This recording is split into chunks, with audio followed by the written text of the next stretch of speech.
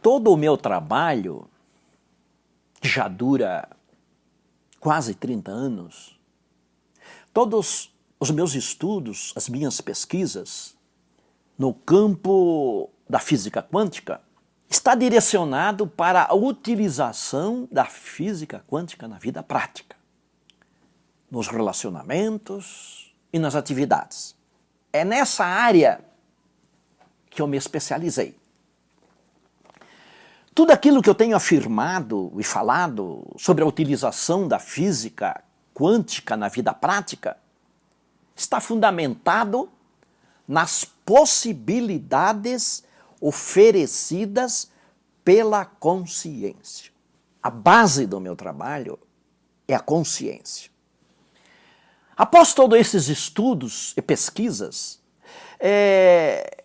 eu julgo ter encontrado fortes evidências e bons motivos lógicos para acreditar que a consciência é a realidade suprema. A consciência é o início e o fim de tudo. A consciência é o lugar de onde vêm todas as coisas e para onde vão todas as coisas. Eu estou fortemente convicto disso. A consciência é um em si, por si e para si. Utilizando a linguagem do fantástico filósofo alemão da primeira metade do século XIX, Georg Wilhelm Friedrich Hegel, que morreu em 1831. A propósito, quando eu me refiro à consciência, eu estou me referindo àquilo que os físicos modernos conhecem com o nome de princípio antrópico forte, e que um bocado de gente chama de Deus.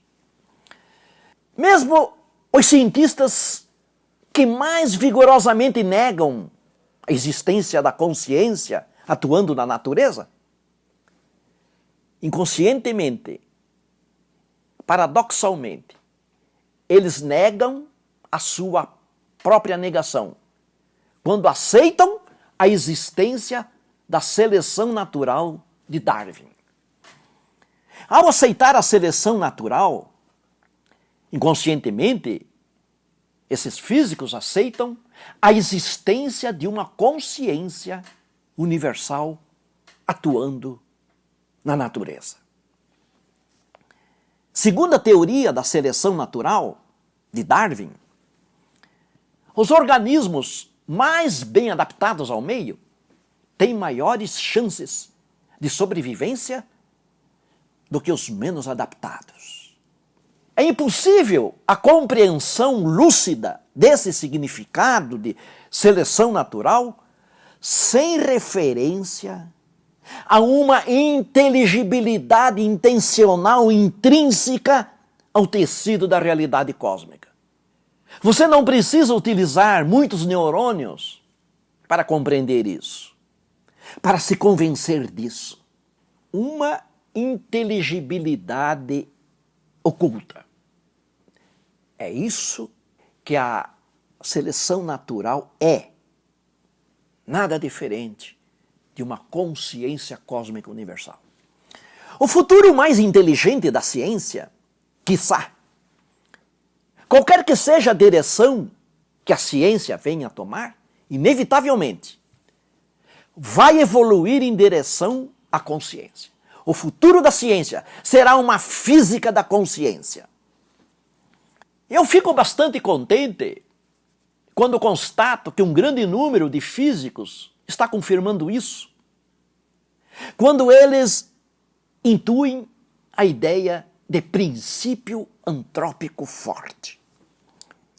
A existência da consciência como um objeto de ciência sempre foi negada pelos físicos. E isso vinha acontecendo por puro preconceito intelectual.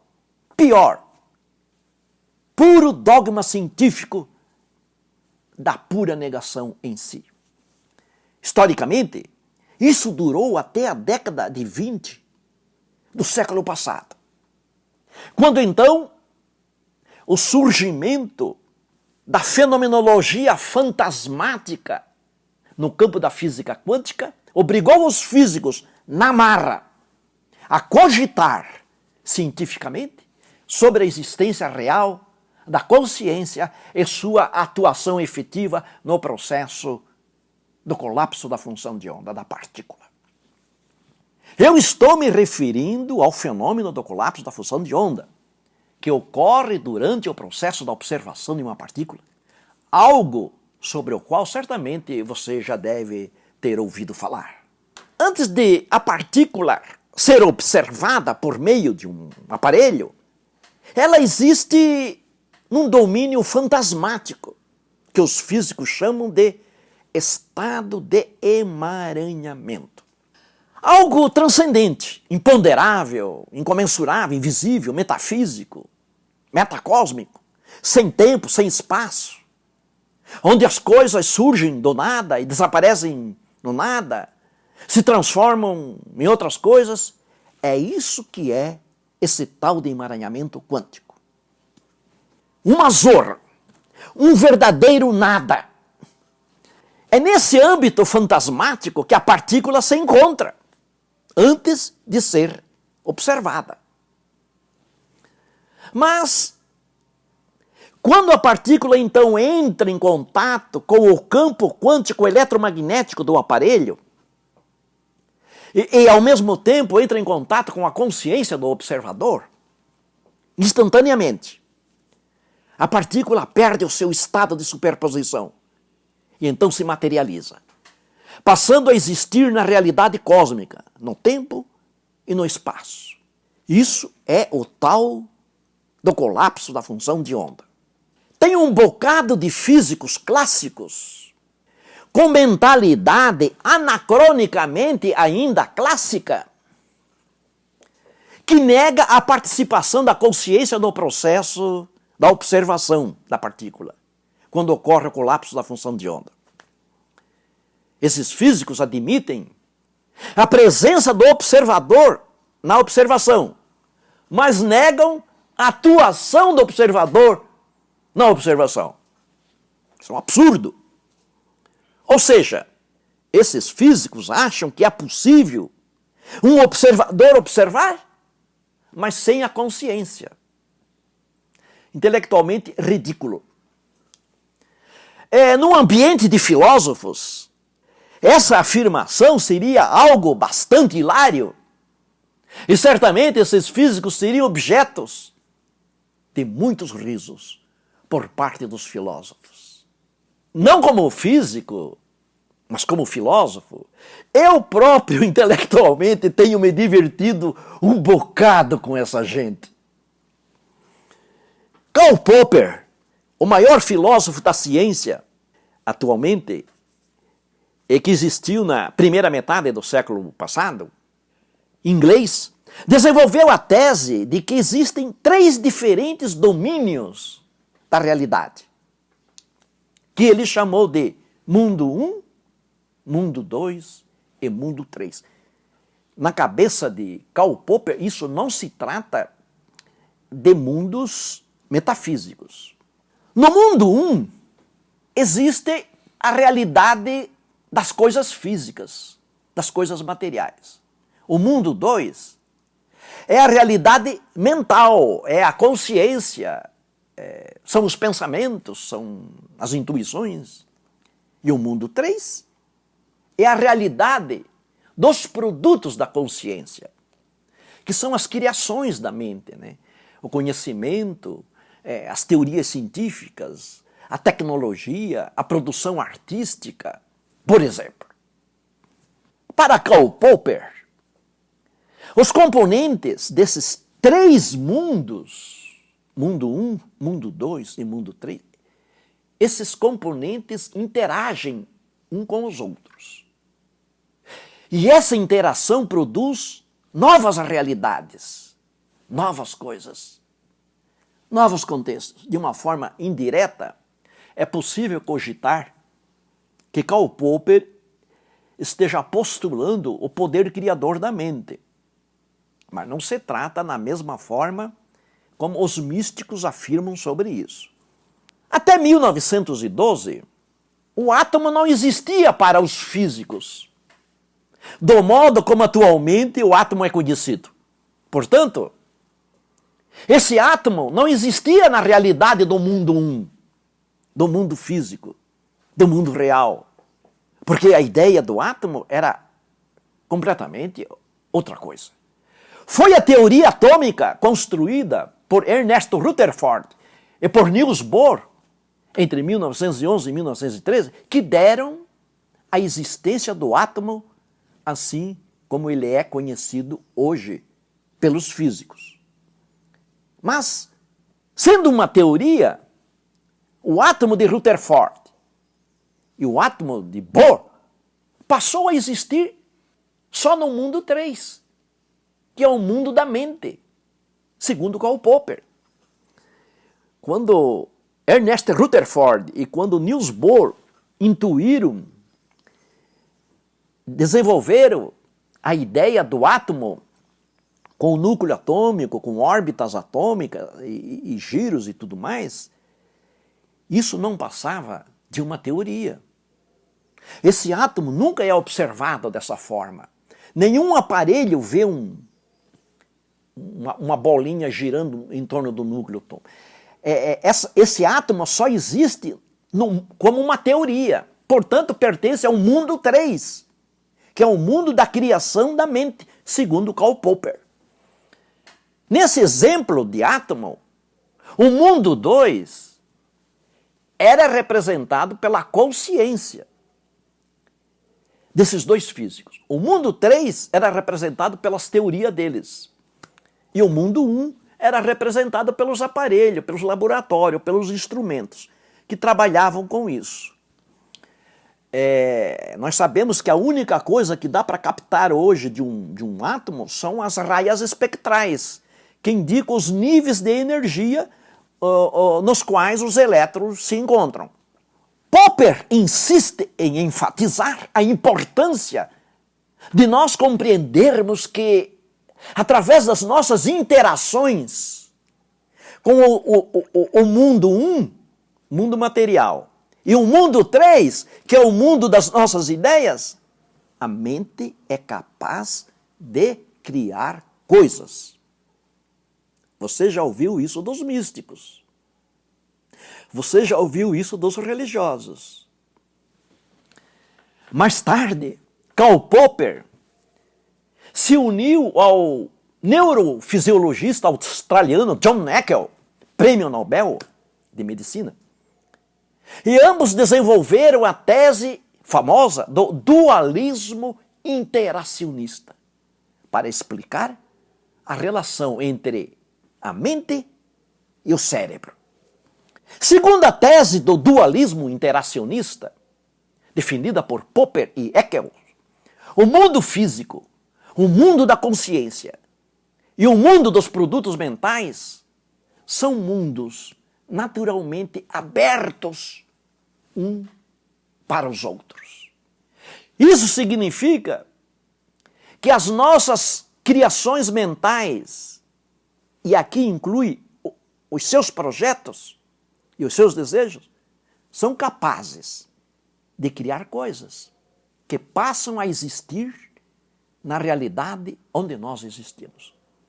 Como no caso do átomo, que passou a existir depois que foi criado pelas mentes de Ernest Rutherford e pela mente de Niels Bohr. Portanto, com base no dualismo interacionista, os nossos conhecimentos, as nossas crenças, as nossas intuições, as nossas cognições, as nossas convicções, as nossas imaginações têm um poder criador. No livro que Karl Popper e John Haeckel escreveram juntos, O Eu e Seu Cérebro, eles afirmam isso literalmente. Esses caras não são gênios. Um é filósofo e o outro é um neurocientista. Mas eles estão afirmando exatamente o que você ouviu os místicos falarem já há 3.000 anos. A mente tem um poder criador. O efeito placebo é um fenômeno que se encaixa perfeitamente nesse esquema criador da consciência, postulada por Haeckel e por Popper. Outro exemplo é a participação ativa dos processos mentais nos processos fisiológicos. Veja, antes de ser observada, como eu já disse, a partícula é apenas uma equação. É a equação de Schrödinger. Ela é só isso, que os físicos chamam de função de onda. Ora, uma equação é um ente matemático, que por sua vez existe na mente de uma pessoa, de um matemático, que é um ente mental, que por sua vez existe no mundo 3 de Popper. Lembra-se? A equação de Schrödinger, a função de onda, que é a partícula, antes de ser observada, que existe lá no emaranhamento, ela é um habitante do mundo 3 de Karl Popper, o mundo das nossas criações mentais. É lá que está a partícula, na forma de função de onda, conforme a equação de Schrödinger, antes de ela ser observada. No mesmo lugar que você coloca os seus projetos. No mesmo lugar que você coloca as suas metas. Os seus objetivos. São entes mentais. Em outros vídeos publicados aqui no YouTube, eu já falei bastante sobre a natureza mental da função de onda. Dê uma olhada. Depois que a partícula é observada, ela se materializa onde é maior a sua probabilidade de ser observada. E essa informação é fornecida pelo formalismo da equação de Schrödinger. E também onde é maior a sua densidade de energia do seu sistema, segundo o físico alemão Max Born, também prêmio Nobel. Esses são os dois aspectos que indicam onde nós podemos observar uma partícula. Onde é maior a sua probabilidade, segundo a equação de Schrödinger, e onde é maior a densidade de energia do seu sistema. Ou seja, depois da observação da partícula, a função de onda, que é um ente mental, magicamente se transforma numa partícula, que é um ente físico. Sai do mundo 3 de Popper, sofre o colapso da função de onda e vem para o mundo 1 de Popper, que é o mundo real. Isso significa que através da observação, o ente mental que existia no mundo 3, na mente do físico, passa a existir no mundo 1 como uma coisa física, como um elétron com massa, com carga elétrica, com spin, com vibração, etc. Veja, a consciência desses físicos, a consciência de Ernest Rutherford, a consciência de Niels Bohr, a consciência dos físicos que observam a partícula lá no laboratório, não são diferentes da sua consciência. Não são diferentes da minha consciência, da consciência das pessoas. É a mesma coisa. O que esses caras todos conseguiram criar, esses físicos, com as suas consciências, ganhadoras de prêmio Nobel, você também pode, utilizando a sua consciência. A mesma coisa. 100 bilhões de neurônios para cada um, isonomicamente. As consciências desses físicos materializam partículas através da observação. Só que na sua vida, você não tem partículas para materializar, você não tem nêutrons, não tem tem elétrons, tem próton. O que você quer materializar na sua vida? Você tem desejos, projetos, objetivos, metas, curas, encontros, etc. É isso que você quer materializar. É a partícula que você quer observar para produzir o colapso da função de onda. O dualismo interacionista de Popper e Haeckel funciona também com a sua mente, com a sua consciência, assim como funcionou com a mente de Rutherford e de Niels Bohr, e de outros, e de outros, e de outros. Certamente, no mundo 3 da sua mente, existe um bocado de coisas que você deseja trazer para o seu mundo. O mundo 1, que é o mundo da realidade física. O mundo das suas atividades. O mundo dos seus relacionamentos. O mundo dos seus cotidianos. Sobre essas possibilidades criadoras da sua mente, certamente, como eu disse, você já ouviu os místicos e os religiosos também falarem a mesma coisa. Mas com uma diferença. Você ouviu isso sem fundamentação científica, sem a tricotagem da lógica, sem a urdidura da epistemologia, sem as evidências das observações e dos experimentos. Então, se você está duvidando do que eu estou falando, não jogue fora a placenta com o feto junto. Faça a separação. Esses 3 mundos sobre os quais eu estou falando, o mundo 1, o mundo 2, o mundo 3, eles naturalmente estão abertos um para os outros. São mundos que interagem entre si. Isso quer dizer que você interage, você, o teu espírito, interage com os seus projetos, com as suas metas, com os seus objetivos, e também interage com as coisas, interage com os lugares onde você vive, interage nos seus contextos, nas suas circunstâncias, interage com lugares. É isso que esses autores dizem. É precisamente esta condição ontológica que possibilita as correlações quânticas entre você e o projeto que você quer concretizar. A correlação quântica entre você e a pessoa com quem você quer se encontrar. Correlação quântica com a pessoa que em algum lugar te procura. Correlação quântica com o emprego que você necessita, com o curso que você deseja realizar, etc. E você sabe que a correlação quântica sempre produz um efeito não local.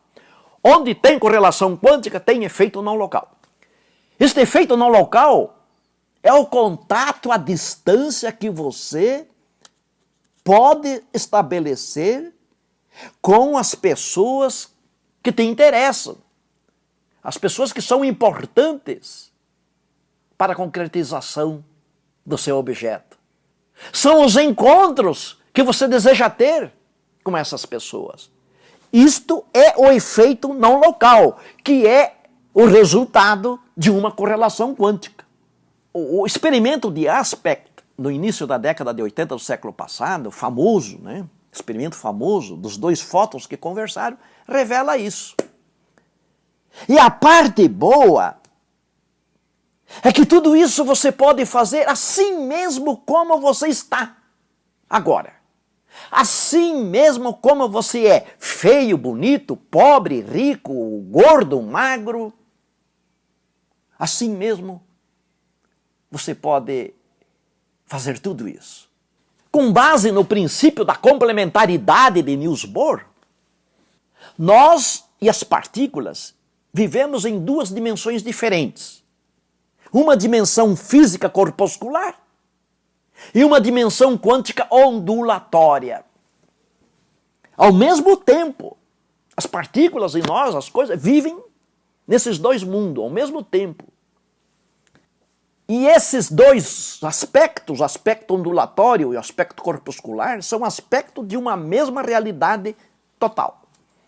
Por isso, o que nós conhecemos sobre a nossa situação, sobre o que acontece conosco, isso não conta toda a história. Sempre fica algo desconhecido sobre a nossa realidade. Algo que está na dimensão ondulatória, na dimensão quântica, conforme o princípio da complementaridade de Niels Bohr.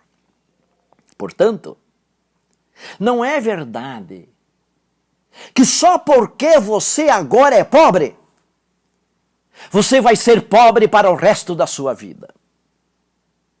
Não é verdade que só porque você ainda não encontrou o grande amor da sua vida, você vai viver sempre só e solitário. Não existe nenhum aplicativo para você continuar vivendo sem realizar os seus projetos. A física quântica, ela não é determinista. Determinista é a física clássica, segundo a causalidade aristotélica, segundo o princípio da causalidade de Aristóteles. Isso se aplica à física clássica. Isso significa que o seu atual presente, bom ou ruim, não vai determinar necessariamente o seu futuro. Física quântica não tem isso.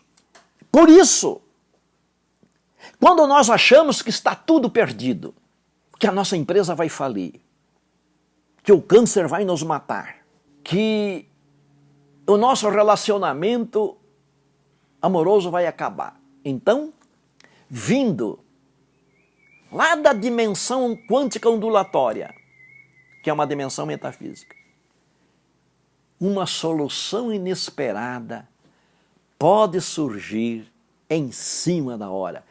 Entre o diagnóstico do câncer e a vida da pessoa, o óbito não é a única possibilidade. A cura também é uma possibilidade.